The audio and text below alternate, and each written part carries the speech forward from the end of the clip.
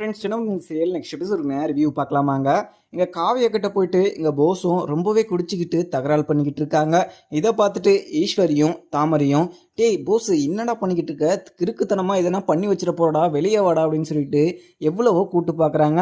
அம்மா இருமா, நான் இவகிட்ட என்னென்ன சொல்லணுமோ அதெல்லாமே சொல்லிடுறேன் அப்படின்ற மாதிரியுமே அங்கே போஸு ஈஸ்வரி சொல்கிறதெல்லாம் கேட்காம காவியா கிட்ட நின்றுக்கிட்டு, காவியா நீ என்ன எனக்கு ரூல்ஸ் போடுறது, நான் தான் உனக்கு ரூல்ஸ் போடணும். நீ எனக்கு ரூல்ஸ் போடுற மாதிரி நான் ஆடிக்கிட்டு இருக்கிறதுக்கு நீ செஞ்சு வச்ச பொம்மை கிடையாது. நான் உங்கள் அப்பா கிட்ட போயிட்டு நான் செங்கல் தூக்கி சமாளிச்சுட்டு வந்து உங்ககிட்ட கொடுக்கணுமா?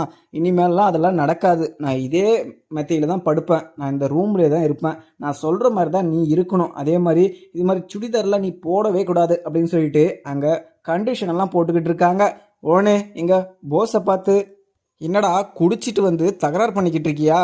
நான் உன்னை என்ன பண்ணுவேன்னு சொல்லிட்டு எனக்கே தெரியாது. நான் ஏற்கனவே ரொம்பவே கோவமாக இருக்கேன்.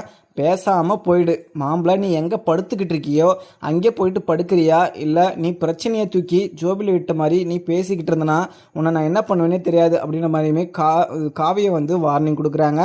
அதையும் மீறி இங்கே போஸு ரொம்பவே குடிச்சிட்டு அங்கே நினைவு தெரியாத மாதிரி நின்றுக்கிட்டு, காவியா நீ சொல்கிறதெல்லாம் நான் கேட்கவே மாட்டேன், நான் இந்த ரூமில் தான் இருப்பேன், நான் இதே ரூமில் இதே மெத்தையில் தான் படுப்பேன். அதே மாதிரி நான் சொல்கிறத கேட்டுக்கிட்டு நீ தான் இருக்கணும், நீ சொல்கிறத கேட்டுக்கிட்டு நான் ஏன் இருக்கணும், நான் என் சந்தோஷத்துக்கு நான் தான் இருப்பேன் அப்படின்ற மாதிரியுமே அங்கே வாக்குவாதம் பண்ணிக்கிட்டு இருக்காரு போஸும். ஆனால் இங்கே ஈஸ்வரிக்கு என்ன பண்ணுறதுன்னு தெரியாமல் இங்கே போஸை கையை பிடிச்சி இழுக்கிறாங்க. ஆனால் அதை தட்டி விட்டுட்டு போஸு இங்கே காவியாவை கழுத்தை பிடிச்சி, நீ நான் சொல்கிறது கேட்கலனா நான் உன்னை உயிரோடையே விட மாட்டேன் அப்படின்னு சொல்லிட்டு கழுத்தை பிடிச்சி நெருக்கிக்கிட்டு இருக்காங்க. காவியாவுக்கு பயங்கர கோபமாக வந்துடுது. உடனே அங்கே போஸு கையை தட்டி விட்டுட்டு போஸை பல்லாருன்னு சொல்லிட்டு ஒரு அறை விடுறாங்க. விட்டுட்டு, நான் இதே மாதிரி பண்ணிக்கிட்டு இருந்தேன்னா நான் எங்கள் அப்பா வீட்டுக்கு பேகை தூக்கிட்டு நான் பாட்டுக்கு போயிடுவேன். நீ இப்படியே கடைசி வரைக்கும் கல்யாணம் ஆகாமல் ஒண்டி கட்டியாக தான் இருக்கணும் அப்படின்ற மாதிரி நான் ஏதோ உன்னை திருத்தி நான் உன் கூட வாழலாம் அப்படின்னு சொல்லிட்டு பார்த்தா நீ இது மாதிரிலாம் பண்ணிட்டு இருப்ப அப்படின்னு சொல்லிட்டு நான் கொஞ்சம் கூட முன்னாடி நினச்சி பார்க்கல.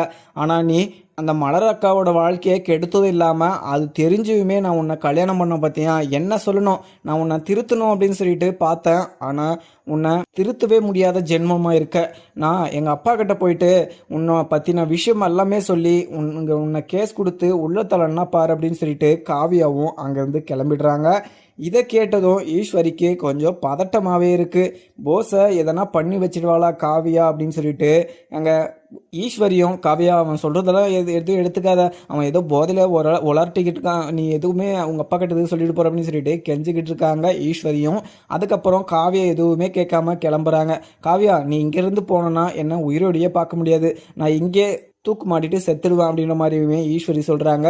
இதை கேட்டும் காவியா பற்றினா சைலண்ட்டாக அங்கேருந்து கிளம்பிடுறாங்க. ஏன்னா காவியா எவ்வளவோ பொறுத்து போயிட்டு இருந்தாங்க. போஸோட சுயரூபம் எல்லா கெட்ட பழக்கம் எல்லாமே தெரிஞ்சுமே அங்கே போஸை கல்யாணம் பண்ணாங்க.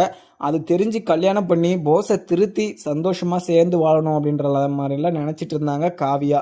ஆனால் காவியாவே அங்கே குடிச்சிட்டு வந்து இங்கே மிரட்டிட்டு கழுத்தை பிடிச்சி இருக்கிறதும் அங்கே கண்டிஷன் போட்டுக்கிட்டு இருக்கோம் போஸ் பண்ணிகிட்டு இருந்தார். ஆனால் அங்கே காவியா இங்கே இல்லாமல் கிளம்பிட்டதுனால ஈஸ்வரிக்கு கொஞ்சம் பதட்டமாகவும் அங்கே இருக்கிற ரூம்பை சாத்திட்டு அந்த புடவை எடுத்து ஃபேன்லேயுமே மாட்டிடுறாங்க. இதை பார்த்து போஸுக்கு ரொம்பவே பதட்டமாகவும், அம்மா என்னம்மா பண்ணிக்கிட்டு இருக்கீங்க, இது மாதிரிலாம் பண்ணாதீங்கம்மா ப்ளீஸ்மா, இது மாதிரிலாம் பண்ணாதீங்க, நான் இது மாதிரிலாம் தப்பெல்லாம் பண்ண மாட்டேன் அப்படின்ற மாதிரியுமே கெஞ்சுறாங்க. ஆனால் இங்கே ஈஸ்வரி, போஸு நீ பண்ண தப்புக்கு நான் தண்டனை அனுப்பிக்க போகிறேன், நீ சந்தோஷமாக இருடா, ஆனால் நான் சாகிறதுக்கு காரணமாக இருந்தவளை மட்டும் சும்மாவே விட்டுறாத அப்படின்னு சொல்லிட்டு ஈஸ்வரி சொல்லிக்கிட்டே இருக்காங்க. ஆனால் அதுக்கப்புறம் போஸும் சித்ராவும் ரெண்டு பேரும் எவ்வளவோ கெஞ்சி பார்க்குறாங்க. ஆனால் அந்த ஸ்டூலை விட்டு இறங்காமல் ஈஸ்வரியுமே நான் சாக போகிறேன் அப்படின்ற விஷயத்த சொல்லிட்டு சைலண்டாகவும் ஆகிடுறாங்க. அதுக்கப்புறம் இங்கே ராஜாங்கமும் கீழே எல்லாருக்கிட்டையுமே இங்கே தமிழ்ச்செல்வியும் சேதுக்கும் இந்த கல்யாண நாள் வருதில்ல, அது நல்லா பிரம்மாண்டமாக நம்ம கொண்டாடணும்.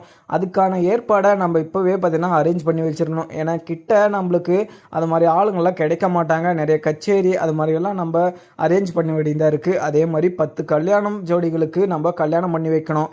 அதுக்கான ஏற்பாடையுமே எங்கள் போஸ்கிட்ட இது சேதுக்கிட்டையுமே சொல்லிட்டுறாங்க. சேதுக்கிட்ட சொன்னதும் சரிங்கப்பா நான் பார்த்துட்டு உங்களுக்கு சொல்கிறேன் அப்படின்ற மாதிரியுமே சேது சொல்லிட்டுறாரு.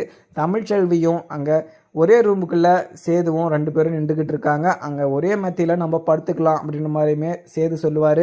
ஆனால் இதை கேட்டுட்டு தமிழ்ச்செல்வி அங்கே கெஸ்ட் ஹவுஸில் இருந்த இன்னொரு கட்டில் பார்த்தீங்கன்னா எடுத்துகிட்டு வந்து அந்த ரூமில் போட்டு படுத்துட்டு இருப்பாங்க. ஆனால் இங்கே தமிழ்ச்செல்வி கிட்ட ஒரு விஷயம் சொல்லணும் அப்படின்னு சொல்லிட்டு சேதுவும், தமிழே உனக்கு ஒரு விஷயம் தெரியுமா, நம்மளுக்கு கல்யாண நாள் வரப்போகுது, அது நினச்சி நீ சந்தோஷப்படுவேன்னு நினச்சா இவ்வளோ வருத்தமாக இருக்க அப்படின்ற மாதிரியுமே இங்கே இது சேது வந்து தமிழ்ச்செல்விக்கிட்ட சொல்கிறாரு. தமிழுமே அப்படியா, கல்யாண நாள் வரப்போதா, எனக்கு ரொம்பவே சந்தோஷமாக இருக்குங்க அப்படின்ற மாதிரியுமே நடிச்சுக்கிட்டு இருக்காங்க. எனக்கு அதிலெல்லாம் சந்தோஷமாக இல்லை. வருஷத்தில் ஒரு நாள் அப்படின்றதெல்லாம் எனக்கு இல்லை, மாதத்தில் ஒரு நாள், வாரத்தில் ஒரு நாள், அது ஒரு நாள் அப்படின்ற மாதிரியுமே தமிழ்ச்செல்வி சொல்லிடுறாங்க. இதை கேட்டு சேதுவும் உன் கொட்டத்தெல்லாம் அடக்கிறம்பார் அப்படின்ற மாதிரி சைலண்ட்டாக படுத்துடுறாங்க. அதுக்கப்புறம் இங்கே அப்பத்தாக்குமே மிகப்பெரிய சந்தோஷமாகவும் இருக்குது. ஏன்னா இங்கே தமிழ்ச்செல்வியும் சேதுவும் சேர போகிறாங்க. இங்கே அந்த சாமியார் சொன்ன மாதிரி இவங்க 2 பேரும் சேரத்துக்கு அந்த பரிகாரத்தை பண்ணி முடிச்சுட்டா இவங்க 2 பேரும் சேர்ந்து சந்தோஷமாக வாழ்வாங்க அப்படின்ற மாதிரியெல்லாம் அப்பத்தா இங்கே உக்காந்துக்கிட்டு இருக்காங்க. அதுக்கப்புறம் காவியாவும் கீழே போயிட்டு ராஜாங்கத்துக்கிட்ட, மாமா என்கிட்ட வந்து போஸு குடிச்சிக்கிட்டு ரொம்பவே தகராறு பண்ணிக்கிட்டு இருக்கான், கழுத்தை பிடிச்சி நெருக்கிக்கிட்டு இருக்கான், அவன் பாட்டுக்கு எதோ உலாகிட்டு இருக்கான் அப்படின்னு சொல்லிட்டு இங்கே காவியா போயிட்டு ராஜாங்கத்துக்கிட்ட சொல்லிட்டுறாங்க. ராஜாங்கத்துக்கு ரொம்பவே கோபமாக இருக்குது. போஸுவை பற்றினா சத்தம் போட்டு கூப்பிடுறாரு ராஜாங்கமும். உடனே போஸுங்க என்னடா சவுண்டு கேட்குது அப்படின்னு சொல்லிட்டு கீழேயுமே போயிடுறாரு. போனதும் இங்கே மாமா இது சித்தப்பா என்ன பிரிப்பா அப்படின்ற மாதிரியுமே அது அப்படியே ஒரு புள்ளப்பூச்சி மாதிரியே கேட்குறாரு. உடனே இங்கே ராஜாங்கமும், என்னடா பண்ணிக்கிட்டு இருக்க, முன்னாடி தான் நீ குடிச்சிட்டு ஊதாரியாக சுற்றிட்டு இருந்த, இப்போ கல்யாணம் ஆகி ஒரு பொண்ணை வீட்டில் கூட்டிகிட்டு வந்துட்டு அவகிட்ட குடிச்சிட்டு தப்பு நடந்துக்க முயற்சி பண்ணுற அப்படின்ற மாதிரியுமே, அவளை சாகடிக்கலான்னு எதனா பிளான் போட்டுட்ருக்கியா அப்படின்ற மாதிரியுமே ராஜாங்கம் கேட்குறாரு கோவமா. அதுக்கப்புறம் இங்கே போஸும், பிறப்பா என்னால் இவ கூட சேர்ந்தே வாழ முடியாது பிறப்பா, என்னை மரியாதை இல்லாமல் அந்த ரூம்லேயே படுக்க வைக்க மாட்றா, கிச்சனில் தான் டெய்லியும் என்ன படுக்க வைக்கிறா, எனக்கு அது பிடிக்கல. அதே மாதிரி அவங்க அப்பா செங்கல் சொல்லியில் என்னை வேலை பார்க்க சொல்கிறா, நான் 2 நாள் வேலை செஞ்சதுக்கே எனக்கு அது முதுகு எல்லாமே எனக்கு ரொம்பவே பெயினாக இருக்குது, இவ கூட இருக்கிறத விட நான் இது தனியாக இருக்கிறதே எனக்கு மேலுப்பா அப்படின்ற மாதிரியுமே சொல்லிக்கிட்டு இருக்காங்க போஸும். இதை கேட்டு ராஜாங்கமும் உடனே என்னம்மா சொல்லிக்கிட்டு இருக்கான், என்ன இது மாதிரிலாம் என்ன விஷயம் அப்படின்ற மாதிரியுமே கேட்குறாங்க. உடனே இங்கே எடுத்து சொல்கிறாங்க காவியாவும், இது மாமா அவன் வீட்டிலே இருந்தானா இது மாதிரி தப்பு பண்ணுறதுக்கு தோணும், ஆனால் எங்கன்னா போயிட்டு கஷ்டப்பட்டாதான் அந்த காசோட அருமையும் மற்றவங்களோட கஷ்டம் புரியும் அப்படின்றதுனால தான் அதுவும் நான் அங்கே அமுச்சு விட்டேன், இல்லைனா நாங்கள்லாம் வேலை செய்ய விட்டுருக்க மாட்டோம், அதுவும் இவர் திருந்துற வரைக்கும் தான், இவர் திருந்துவார் அப்படின்னு சொல்லிட்டு பார்த்தா 2 நாள் வேலை செஞ்சுட்டு இவர் குடிச்சிட்டு வந்துட்டு என்னை அடிக்கிறதுக்கு வராரு மாமா அப்படின்ற மாதிரி சொல்லிட்டுறாங்க. உடனே ராஜாங்கமும் இங்கே போஸை பார்த்து, போஸு நீ இங்கே காவியா சொல்கிறத கேட்டுக்கிட்டு இங்கே இருக்கிறதுனா இரு, அப்படி இல்லைனா இந்த வீட்டு சைடே நீ தலை வச்சு கூட படுக்க முடியாத மாதிரி நான் பண்ணி விட்டுருவேன், காவியா எவ்வளோ பெருந்தன்மையா நீ இவ்வளோ தப்பு பண்ணியிருக்க அப்படின்னு சொல்லிட்டு தெரிஞ்சுமே உன்னை கல்யாணம் பண்ணிட்டு உங்கூட வாழணும்னு சொல்லிட்டு நினச்சிக்கிட்டு இருக்கா, உனக்கு அந்த பொறுப்பு ஆனால் கொஞ்சமாக தான் இருக்கா அப்படின்ற மாதிரியுமே ராஜாங்கம் கேட்டுறாரு. உடனே அப்பத்தாவும், போஸு என்னடா பண்ணிக்கிட்டு இருக்க, அவள் கூட சேர்ந்து சந்தோஷமாக இருடா அப்படின்னா அவள் சொல்கிறதெல்லாம் கேட்டுக்கிட்டு இருறான்னு சொல்லிட்டு பார்த்தீங்கன்னா நீ வெளியே போயிட்டு என்னடா பண்ண போகிற, அந்த வேலையை தானே பார்க்க போகிற, வீட்டில் சும்மா இருந்து என்ன பண்ண போகிற, அதனால தான் அவங்க அப்பா கிட்ட போயிட்டு அது மாதிரி வேலையெல்லாம் கஷ்டத்தெல்லாம் உன்னை பார்க்க சொல்கிறா, அப்போ தான் உனக்கு கஷ்ட வருத்தம் என்னன்னு உனக்கு கொஞ்சமாவது புரியும் அப்படின்ற மாதிரியுமே எங்கள் அப்பா சொல்லிட்டுறாங்க. உன்னே ராஜாங்கமும் இங்கே போஸை இதுக்கு மேலே இது மாதிரி எதனா நடந்துச்சுன்னா உன்னை நான் என்ன பண்ணுவேன்னு சொல்லிட்டு எனக்கே தெரியாது அப்படின்ற மாதிரியுமே போஸை கண்டித்து அமுச்சு விட்டுறாங்க. அதுக்கப்புறம் காவியா நீ போய் ரெஸ்ட் எடுமா, நீ உன் ரூமில் படுத்து ரெஸ்ட் எடு, நீ இந்த விஷயத்தெல்லாம் உங்கள் அப்பா கிட்டலாம் சொல்லிக்கிட்டு இருக்காத, இது இவன் சில்லற மாதிரி கொஞ்சம் பண்ணிக்கிட்டு இருப்பான், நீ அதெல்லாம் எதெல்லாம்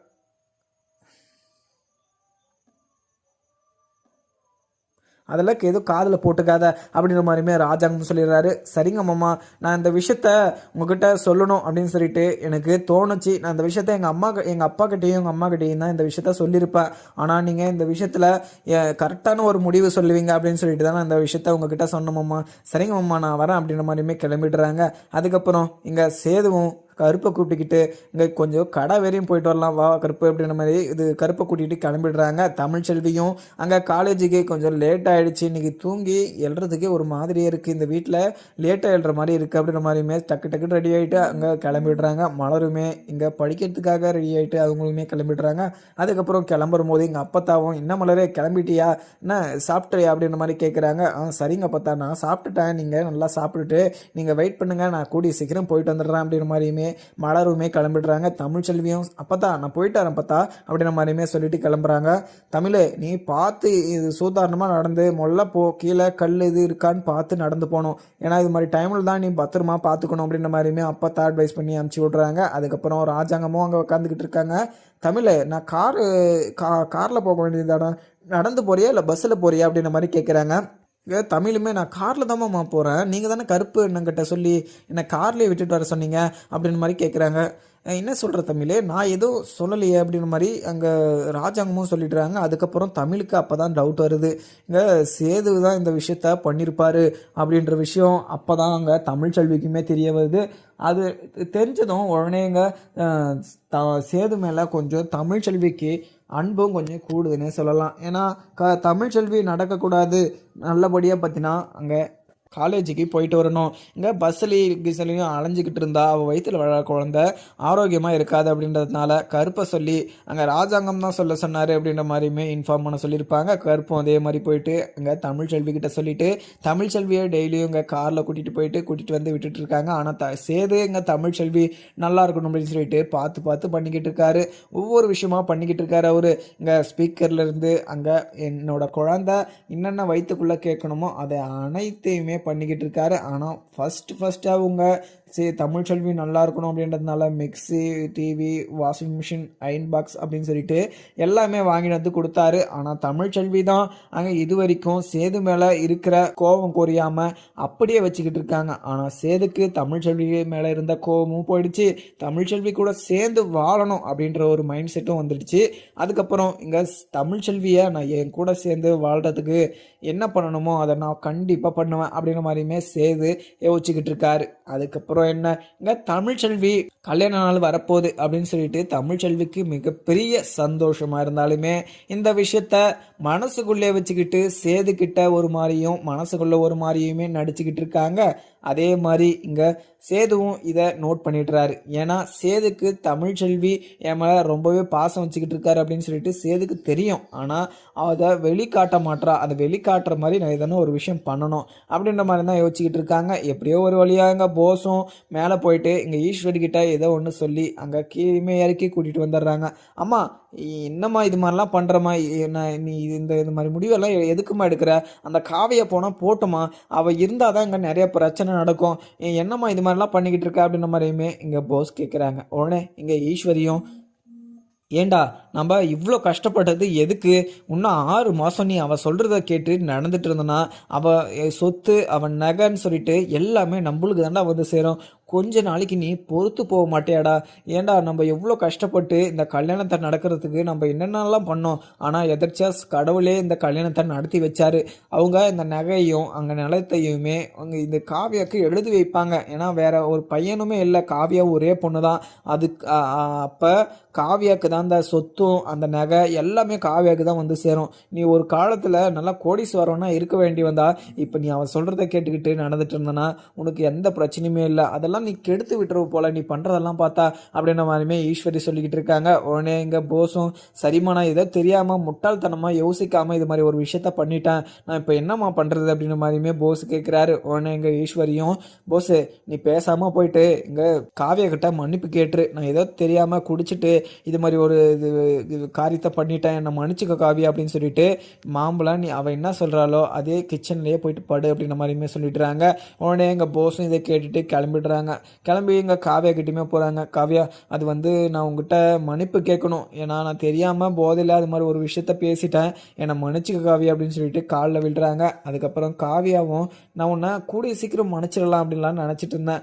ஆனால் நீ ரொம்பவே திமிரெடுத்து போயிட்டு என்கிட்ட வந்து கண்டிஷன் போட்டுக்கிட்டு என் கழுத்தவே பிடிக்கிறியா அப்படின்னு மாதிரியுமே மிரட்டிக்கிட்டு இருக்காங்க. காவியா, அது ஏதோ தெரியாமல் நான் போதையில் பண்ணிட்டேன், என்னை மன்னிச்சிக்கோ காவியா, அதுக்கு தானே அவனை உங்ககிட்ட மன்னிப்பு கேட்டுக்கிட்டு இருக்கேன். நான் அது மாதிரி தான் காவியா, நான் எனக்கு பைத்தியம் இது பிடிச்சிக்கிட்டு இருக்குன்னு நினைக்கிறேன். நான் ஏதோ தெரியாமல் பண்ணிவிட்டு அதை மன்னிப்பு கேட்குறதுக்கு நான் என்னென்ன பண்ணுவேன்னு சொல்லிட்டு உனக்கே தெரியும் காவியா, என்னை மன்னிச்சிக்கோ காவியா, நான் இதுக்கு மேலே இது மாதிரி ஒரு விஷயத்த நான் பண்ணவே மாட்டேன். இப்படி பண்ணனா நீ என் கூட பேசவே பேசாத, என்னை மன்னிக்கவும் மன்னிக்காத அப்படின்ற மாதிரியுமே போஸ் சொல்லிட்டு கிளம்பிடுறாங்க. இதை விட லாஸ்ட் வார்னிங், இதை விட நான் வேறு சான்ஸே கொடுக்க மாட்டேன். அதுக்கப்புறம் நீ இதே மாதிரி குடிச்சிட்டு வந்து இது மாதிரி இது பண்ணன்னு எனக்கு தெரிஞ்சிச்சு, உன்கிட்ட பேசவும் மாட்டேன், உன்னை ஜெயிலில் தூக்கி போட்டுட்டு 3 வருஷத்துக்கு வெளியே வராத மாதிரி பண்ணி விட்டுருவேன் அப்படின்ற மாதிரியுமே காவியா சொல்லிடுறாங்க. சரி காவியா, சரி, நான் இது மாதிரி இதுக்கு மேலே எந்த தப்பும் பண்ண மாட்டேன் காவியா அப்படின்னு சொல்லிட்டு கிளம்பிடுறாங்க.